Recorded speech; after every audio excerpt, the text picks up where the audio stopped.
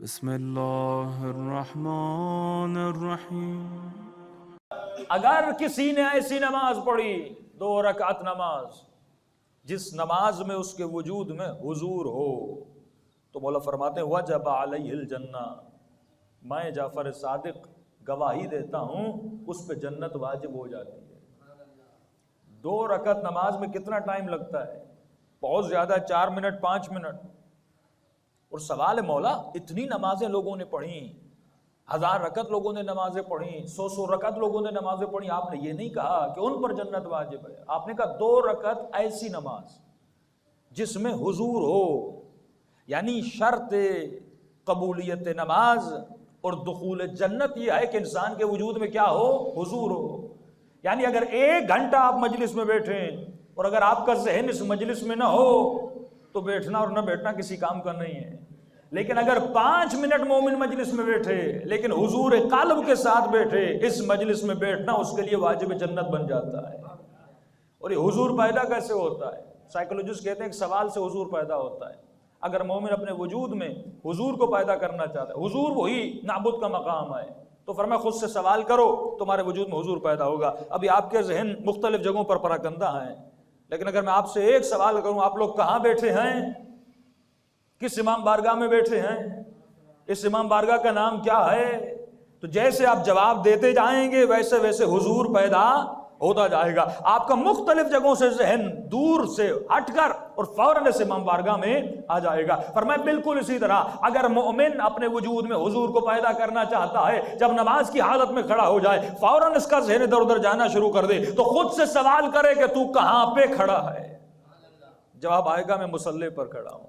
اگر کربلا چلا جائے، ذہن کہیں ادھر ادھر چلا جائے تو فوراً خود سے سوال کرے۔ اسی لیے فرمایا اگر حضور کو پیدا کرنا چاہتے ہو تو مولا علی مثالیں دیتے ہیں، فرمایا اگر حضور کو پیدا کرنا چاہتے ہو تو اپنے وجود میں کچھ نشانیوں کو رکھا کرو، لیکن اے مومن اگر تو چاہتا ہے تمہارے وجود میں حضور خدا پیدا ہو تو ہمیشہ دائم الذکر رہا کر، یعنی تمہاری زبان پر ذکر پروردگار عالم رہے۔ تو کہنے لگا مولا اگر میں بھول جاؤں ذکر خدا کرنے کے لیے تو امام فرماتے ہیں حضور کو پیدا کرنے کے لیے کوئی نشان اپنے وجود میں رکھا کر، یعنی تسبیح کا ہاتھ میں ہونا تمہیں یاد دلائے گا کہ تمہیں ذکر خدا کرنا ہے۔ اپنے گھر میں اگر تم امام حسین کی زری لگا دو گے، جیسے زری پر نگاہ پڑے گی فوراً امام حسین کا تصور تمہارے ذہن میں آئے گا۔ جب نماز کو مسجد میں پڑھو گے، اس مسجد پر نگاہ پڑے گی فوراً تمہارا ذہن پروردگار عالم کی طرف جائے گا۔ جب گاڑی میں بیٹھتے ہو ایسی شے اپنی گاڑی میں لگا دو جیسے تمہاری نگاہ اس شے پر پڑے فوراً تمہارے ذہن میں آئے تم کسی پروردگار عالم کے حضور میں ہو۔ اسی لیے آغا طباطبائی سے پوچھا گیا، ان کے شاگرد فرماتے ہم نے کبھی بھی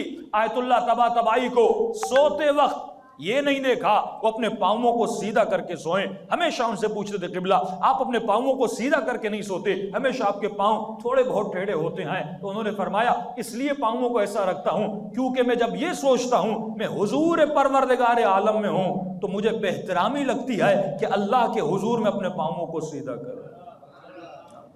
اتنا حضور پروردگار ان کے وجود میں آ گیا۔ تو اگر اس حضور کو پیدا کرنا ہے تو مولا فرماتے ہیں اس کے لیے ذکر خدا تمہاری زبان پر ہمیشہ ہونا چاہیے۔ جب تک ذکر پروردگار عالم تمہاری زبان پہ نہیں تو اس حضور میں نہیں آ سکتا۔ مختلف باتوں میں لگ جاتا ہے، ٹی وی آپ کے حضور کو دور کر دیتی ہے، مختلف باتیں آپ کے حضور کو دور کر دیتی ہیں، غیبتیں آپ کے حضور کو دور کر دیتی ہیں، غلط دوستیاں آپ کے حضور کو دور کر دیتی ہیں۔ حضور کا مطلب یہ ہے ہمیشہ حضور پروردگار عالم میں رہو۔ ہمیشہ ایک چھوٹی سی مثال دیتا ہوں، ایک استاد تھا، اس نے اپنے 3 یا 4 شاگرد تھے، ایک شاگرد سے وہ بہت زیادہ پیار کرتے تھے تو تینوں شاگردوں میں حسد پیدا ہوا۔ انہوں نے کہا استاد جی آپ اس سے بہت پیار کرتے ہیں، حالانکہ پڑھائی میں ہم تینوں ایک جیسے ہیں، لیکن اس سے آپ اتنی محبت کیوں کرتے ہیں؟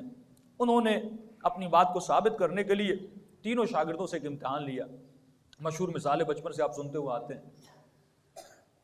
تمام شاگردوں کو کہا کہ بھائی ایک ایک مرغی لو اور ایسی جگہ پر ذبح کر کے آؤ جہاں پہ تمہیں کوئی دیکھے نہ۔ چاروں گئے، واپس آئے، پہلے سے پوچھا ذبح کر کے آئے کہاں؟ کہاں پہ ذبح کر کے آئے؟ کہ استاد جی ایک غار تھا پہاڑوں کے اوپر، وہاں پہ کوئی نہیں تھا، چرند و پرند، اندر گیا اور وہاں پہ میں نے مرغی کو ذبح کیا۔ کہ بہت ہوشیار ہو۔ دوسرے سے پوچھا تم کہاں ذبح کر کے آئے؟ کہ استاد جی میں جنگل کے اندر گیا، وہاں پر کوئی نہیں تھا، کوئی مجھے نہیں دیکھ رہا تھا، میں نے وہاں پہ ذبح کیا۔ تیسرے سے پوچھا تم کہاں ذبح کر کے آئے؟ ان دونوں سے تھوڑا ہوشیار تھا۔ استاد جی جنگل میں جانے کی کیا ضرورت تھی، غار میں جانے کی کیا ضرورت تھی؟ میں گھر گیا، کمرے کے اندر کنڈی لگائی اور اپنے کمرے کے اندر ہی میں نے ذبح کیا، اتنی دور جانے کی ضرورت کیا تھی؟ چوتھے سے پوچھا تم کہاں ذبح کر کے آئے؟ تو کہتا استاد جی کہیں بھی نہیں۔ کہا کیوں؟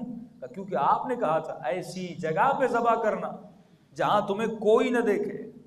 میں جہاں جہاں گیا وہاں وہاں وہ مجھے دیکھ رہا تھا۔